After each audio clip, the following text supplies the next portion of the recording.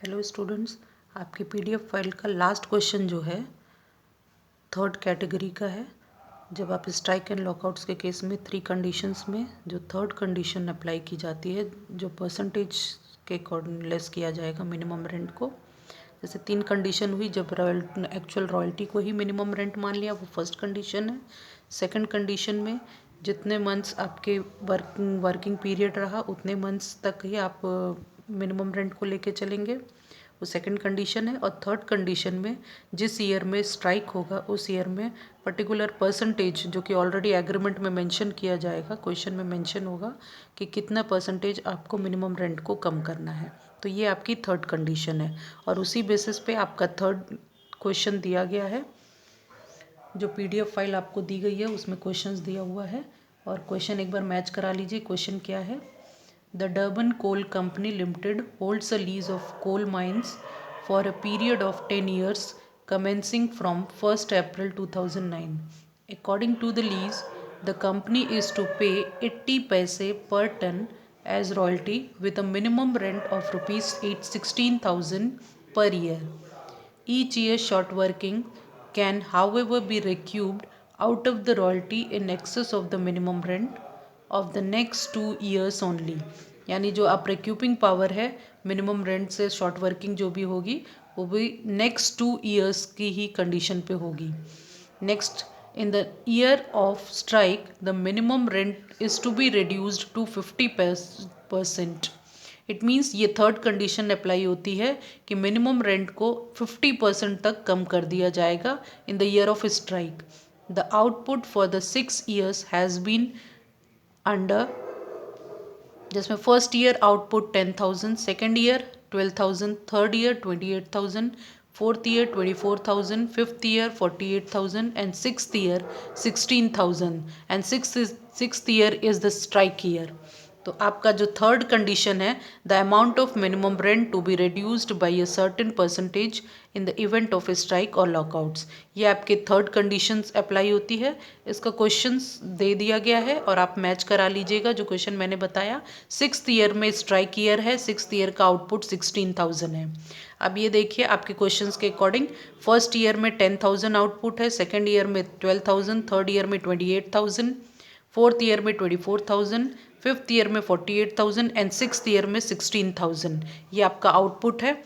इस बेसिस पे आप रॉयल्टी कैलकुलेट करेंगे और royalty at the rate of 80 पैसे पर टन की है। तो 80 पैसे पर टन आपको मैंने कैलकुलेशन पहले भी बताया कि आपका कैलकुलेशन इस तरीके से होगा, 10,000 इंटू 80 अपॉन 100, ये हो गया आपका 8,000 आपकी रॉयल्टी आ गई।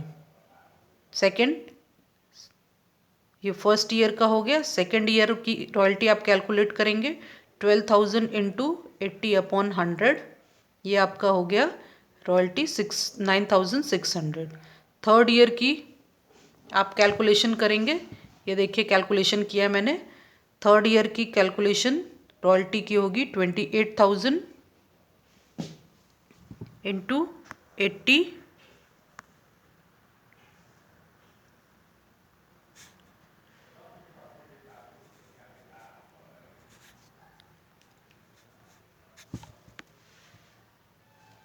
Upon 100 equals to 22,400।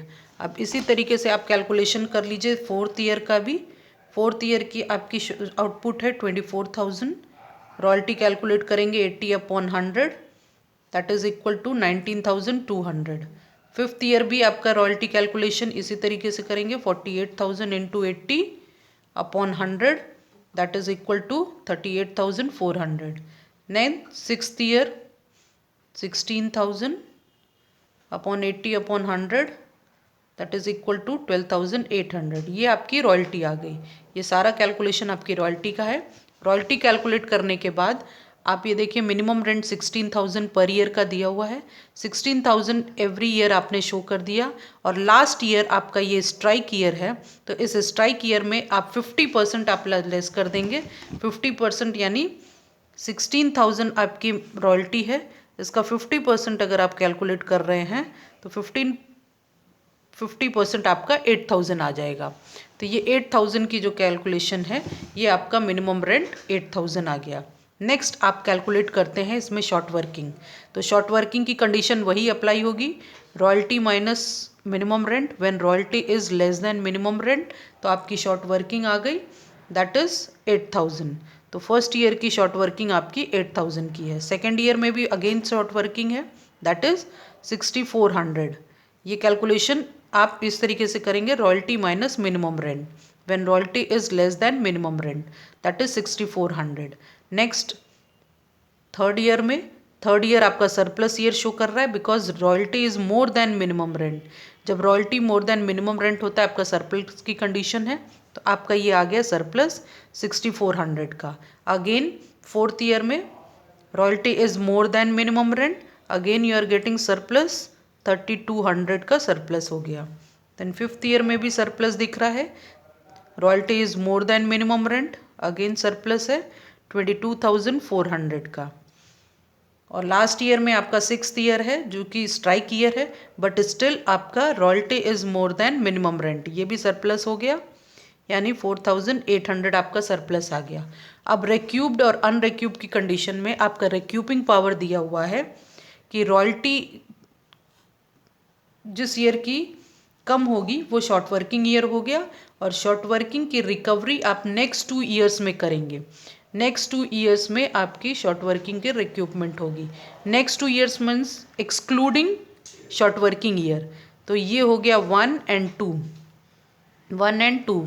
तो आप 6400 आप रिक्यूप कर सकते हैं, ये आपका 6400 रिक्यूप हो गया।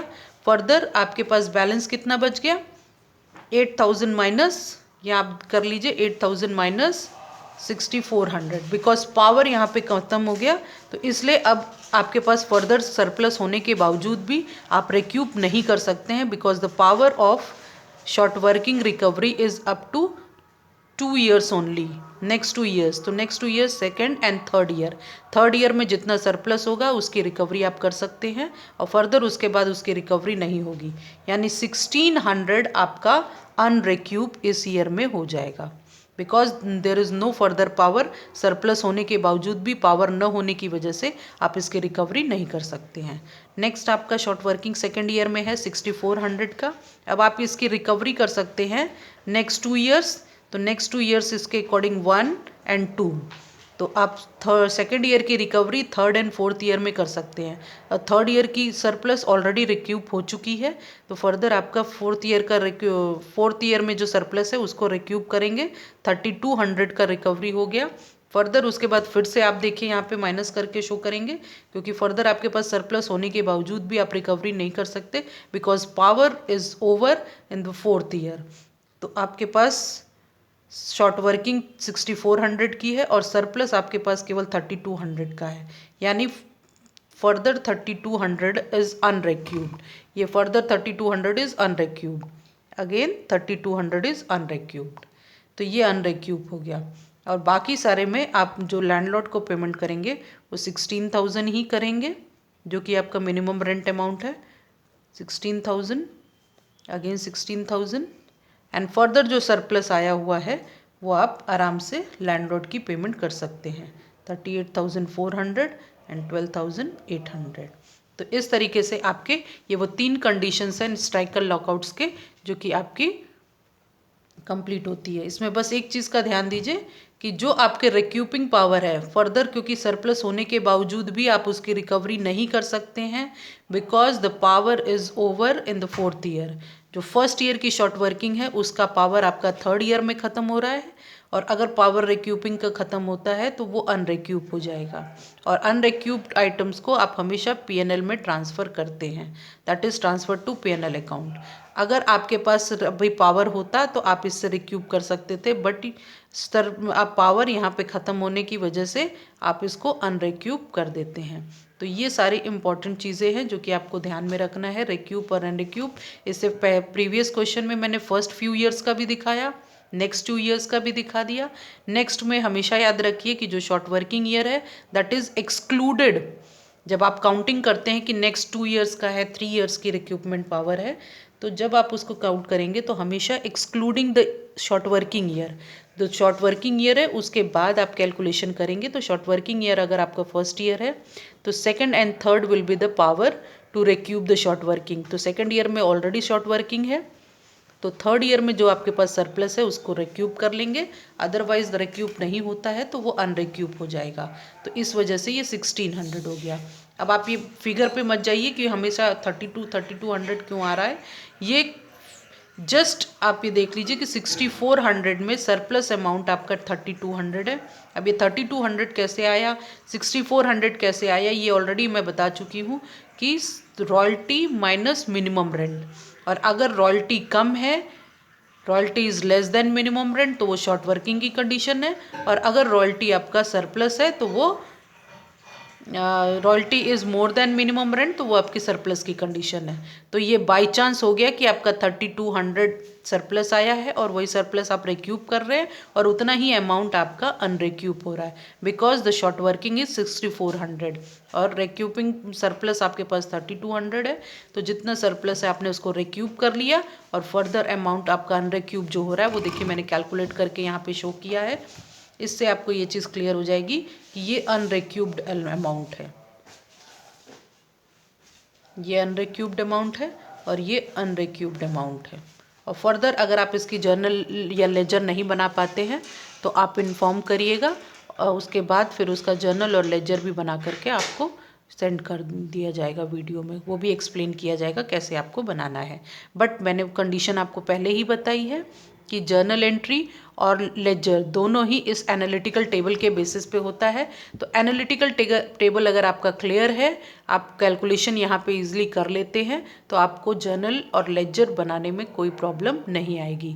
जैसे आपके क्वेश्चन में लिखा हुआ है pass the necessary journal entries in the books of Durban coal company limited. तो डर्बन कोल कंपनी लिमिटेड आपका लेसी है, तो लेसी की बुक्स में आपको जर्नल एंट्री करना है और उसी की बुक्स में आपको लेजर भी प्रिपेयर करना है। और जर्नल के लिए मैंने पहले ही बताया आपकी 3 कंडीशन है, इक्वल की, सरप्लस की और शॉर्ट वर्किंग की। तो जिस ईयर में शॉर्ट वर्किंग है, जैसे ये ईयर शॉर्ट वर्किंग का है तो इसमें शॉर्ट वर्किंग की जर्नल एंट्री होगी, और जिस ईयर में सरप्लस है वो सरप्लस की एंट्री होगी। और अगर इक्वल की कंडीशन आती है तो इक्वल की कंडीशन आती है when royalty is equal to minimum rent, तो दैट इज इक्वल की कंडीशन। तो इक्वल की कंडीशन अगर आती है तो इक्वल की जो जर्नल एंट्रीज आपकी 3 कराई गई हैं वो की जाएंगी। ये रहा आपका स्ट्राइक एंड लॉकआउट्स का 3 कंडीशंस जिस बेसिस पे आपको क्वेश्चंस सॉल्व करने हैं।